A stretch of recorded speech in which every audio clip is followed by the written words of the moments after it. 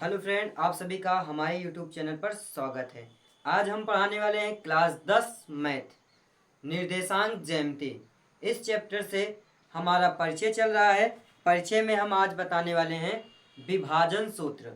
विभाजन सूत्र के बारे में बताएंगे और भी कुछ सूत्र जो हमारा छोटा है उस सूत्र को भी बताएंगे किस। और उसके बाद इसे ख़त्म करने के बाद, परिचय खत्म होने के बाद हम आपके पास लेकर के आएंगे इससे संबंधित जो बोर्ड एग्जाम में क्वेश्चन पूछे जाते हैं वो सारे सवाल लेकर के आएंगे कि किस प्रकार के सवाल बोर्ड एग्जाम में पूछे जाते हैं। ठीक है, तो जल्दी से आप हमारे चैनल को सब्सक्राइब कर लें, लाइक कर लें, बेल आइकन को दबा दें जिससे आने वाली वीडियो सबसे पहले आप तक पहुंचे।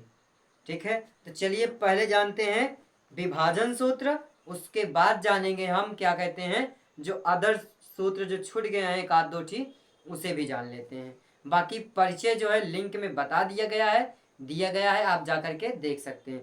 निर्देशांक ज्यामिति का पूरा परिचय हमने करा दिया है चतुर्थांश बना करके।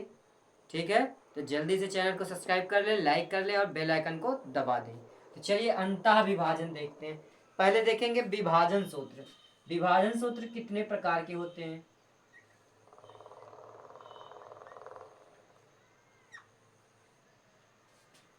विभाजन सूत्र, विभाजन सूत्र जो होते हैं वो दो होते हैं, एक अंतः विभाजन और एक बाह्य विभाजन, और एक विभाजन अकेले होता है।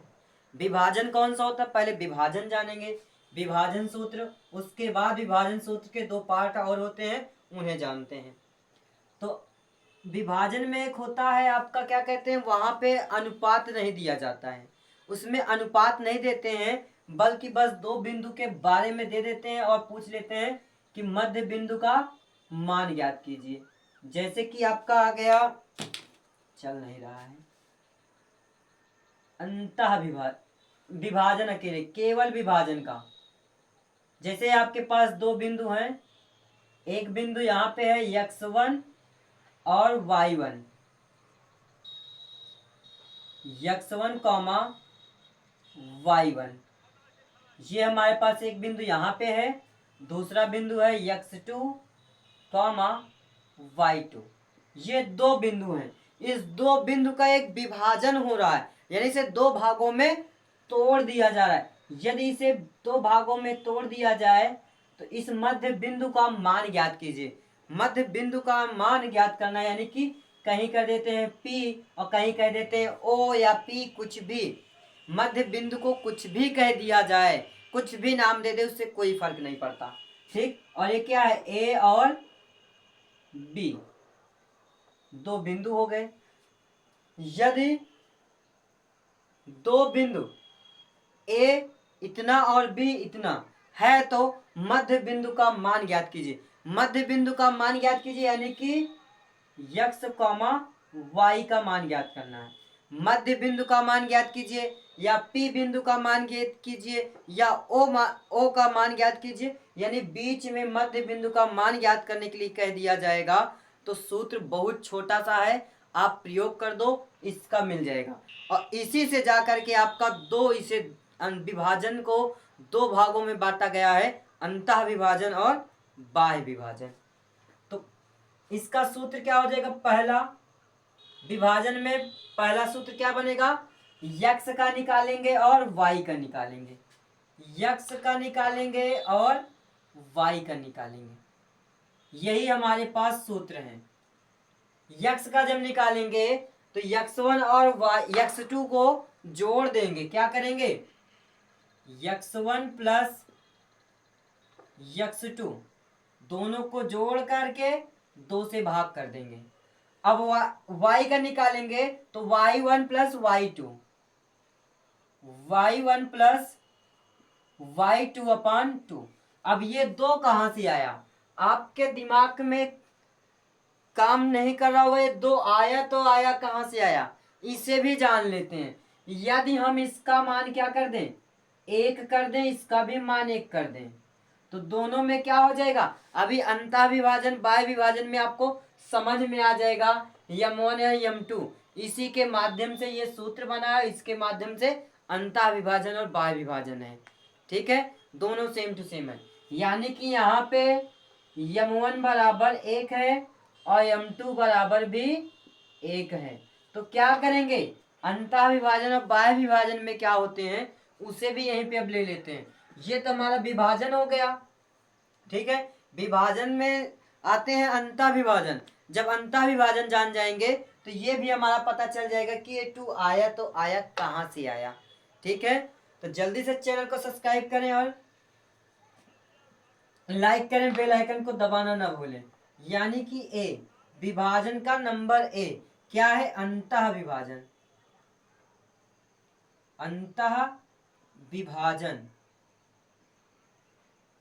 अंतः विभाजन का अंतः विभाजन में क्या होता है, अब क्या करते हैं इसे हम यम वन बराबर 1 यम2 बराबर 1, यानी जहां 1 है वहां पे क्या कर दें, यहाँ पे 1 कर दें।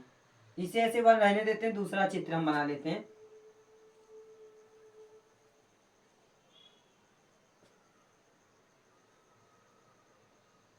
x1 y1 x2 y2 मध्य बिंदु x, y, और ये हो गया m1 और ये हो गया m2। ये a हो गया एंगल, ये b हो गया, ये इसे हम p नाम दे देते हैं। ठीक है, तो अब क्या होगा, अंतः विभाजन में क्या होता है, सूत्र हमारा x का निकालेंगे। जब x फंक्शन लेते हैं यहाँ पे x लेंगे और y का अलग मान निकलेगा, x का अलग मान निकलेगा। जब x का निकालना है, ये कॉमा लगा है, ये 1 नहीं है, इसे कॉमा है। ठीक है, कॉमा, तो इसका m1 को क्या करेंगे, x का निकालेंगे तो इसके साथ x फंक्शन को ऐड करेंगे, y का निकालेंगे तो y फंक्शन को ऐड करेंगे।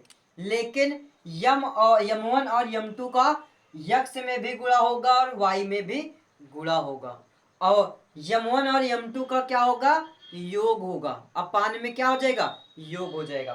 तो अब क्या करते हैं, x1 का x2 के साथ इंटू हो जाएगा, सॉरी m1 का x2 के साथ इंटू होगा और m2 का x1 के साथ।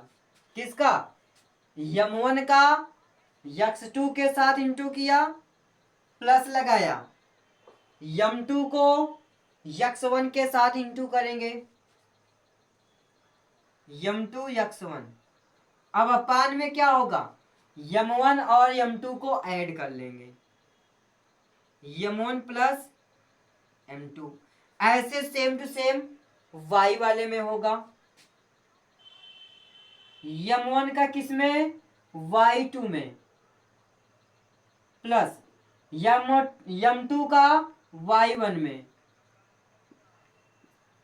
अपान m1 और m2 को क्या करेंगे, ऐड कर लेंगे। ये हमारा हो गया सूत्र। ठीक है, अंतः विभाजन में प्लस होगा और बाह्य विभाजन में इसी को माइनस कर देंगे। समझ में आ गया। अब देखिए आगे, m1 और m2 बराबर हमने क्या लिया था, 1। क्या लिया है, 1। अगर हम m1 में x1 में 1 से गुणा करेंगे तो x2 ही तो होगा। अब y1 में x1 में m2 का मान 1 से गुणा करेंगे तो x1 ही आएगा, और 1 और 1 को जोड़ देंगे तो 2 आ जाएगा। यानी कि जब अनुपात नहीं दिया रहेगा, जब अनुपात क्वेश्चन में नहीं दिया रहेगा तो ऊपर वाले फार्मूले का प्रयोग करेंगे। ये हमारा x1 का वैल्यू निकालेगा और ये हमारा y का। कब इसका प्रयोग करेंगे, जब अनुपात ना दे करके केवल कहेगा मध्य बिंदु का मान ज्ञात कीजिए। 2 बिंदु का मान दिया जाए और मध्य शब्द क्या है, मध्य शब्द आ जाए, यानी मध्य बिंदु का मान ज्ञात करने के लिए कहेंगे तो हमारा ऊपर वाला प्रयोग कर देंगे।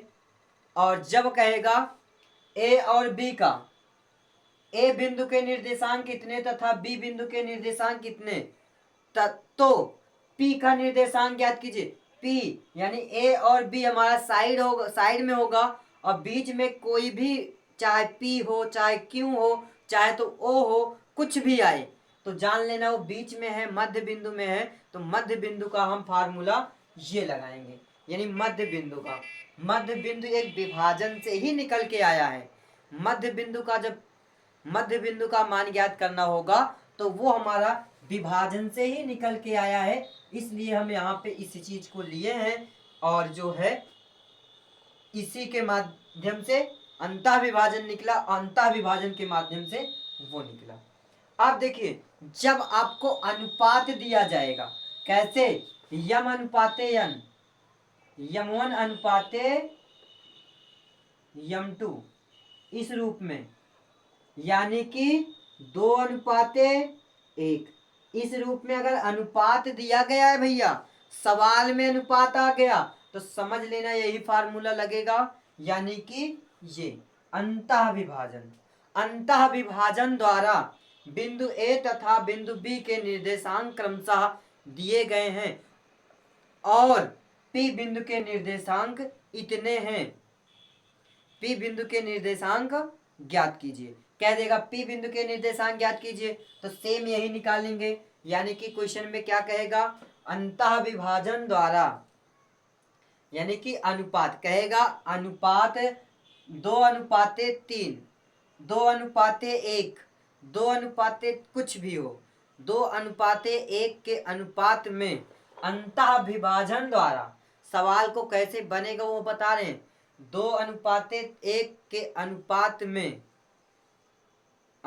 में अंतः विभाजन द्वारा ए बिंदु के निर्देशांक तथा बी बिंदु के निर्देशांक क्रमशः दिए गए हैं, तो बिंदु P के मान ज्ञात कीजिए, मध्य बिंदु का मान ज्ञात कीजिए। मध्य बिंदु का मान आएगा तब पर भी हमें अंतः विभाजन लगाएंगे, क्यों, क्योंकि अनुपात आ गया है। क्या भैया आया है, अनुपात आ गया है, इसलिए ये लगाएंगे। मध्य बिंदु तो आए, यदि अनुपात आया तो अंतः विभाजन लगाएंगे, और अनुपात नहीं आया भैया, अंतः विभाजन शब्द आ गया, तब पर भी हमें यही फार्मूला लगाएंगे। दो कंडीशन में फार्मूला लगेगा, जब अनुपात दिया रहे तो अंतः विभाजन लगाना, अनुपात नहीं दिया गया है और अंतः विभाजन कह रहा है तो फार्मूला यही लगाएंगे। तो अनुपात हमारा क्या हो जाएगा, अनुपात हमारा जब नहीं दिया रहेगा तो अनुपात हम ये लगाएंगे, यानी 1 और 1, चाहे तो आप ये लगाओ और चाहे तो वो लगाओ, काम करेगा वही। अब आते हैं बाह्य विभाजन। बी हमारा क्या होगा, बाह्य विभाजन। बाह्य विभाजन में क्या होगा, बस क्या होगा, इस फंक्शन का माइनस हो जाएगा, जो प्लस में है वही माइनस में कर देंगे बस, और कुछ नहीं। यदि आपको वीडियो पसंद आया हो तो जल्दी से हमारे चैनल को सब्सक्राइब करें, लाइक करें और बेल आइकन को दबाना ना भूलें। यम1 x2 माइनस यम2 x1 अपान यम1 माइनस यम2। अगला हो जाएगा y बराबर यम1 y2 माइनस यम2 y1 अपान यम1 माइनस यम2। ये हमारे अंतः विभाजन के सूत्र, अंतः विभाजन का ये हो गया, बाह्य विभाजन का ये हो गया। यदि आपको वीडियो पसंद आया हो, समझ में आया हो, तो जल्दी से हमारे चैनल को सब्सक्राइब करें, लाइक करें और बेल आइकन को दबाना ना भूलें। एक सूत्र का निगमन और है, उसे हम फिर कभी बता देंगे, यानी कि कुछ दिनों में लेकर के उसे भी आएंगे, क्योंकि अभी तो हमें सवाल लगाना है, बोर्ड एग्जाम की तैयारी करना है। बोर्ड एग्जाम की तैयारी करने के टाइम आप यही सूत्र, यही निगमन आप पढ़ के जाइएगा, जल्दी से आपको आ जाएगा। बाकी सूत्र का निगमन जो है वो आपको एक आध दो दिन में, कुछ दिन में हाल में आ जाएगा, लिंक में दे दिया जाएगा कि सूत्र का निगमन कैसे करते हैं। कौन से सूत्र का निगमन, अंतः विभाजन और बाह्य विभाजन। उस सूत्र को बताने से पहले हम आपको एक चीज और पढ़ाएंगे, और समावयता और समावयता। समावयता यानी त्रिभुज के बारे में। त्रिभुज के बारे में पढ़ाने के बाद ही इस टॉपिक में जो अंतः विभाजन है और बाह्य विभाजन है, सूत्र का निगमन है, वो आपको समझ में आ जाएगा। ठीक है, जल्दी से हमारे चैनल को सब्सक्राइब करें, लाइक करें और बेल आइकन को दबाना ना भूलें, जिससे आने वाली वीडियो आप तक सबसे पहले पहुंचे। इससे संबंधित, निर्देशांक ज्यामिति से संबंधित सारे के सारे क्वेश्चन जो बोर्ड एग्जाम में पूछे जाते हैं, वो क्वेश्चन हम लेकर के जल्द से जल्द आने वाले हैं, जिससे आपको बोर्ड एग्जाम की तैयारी करने में कष्ट ना हो और अच्छा नंबर प्राप्त करें। वीडियो में अंत तक बने रहने के लिए धन्यवाद।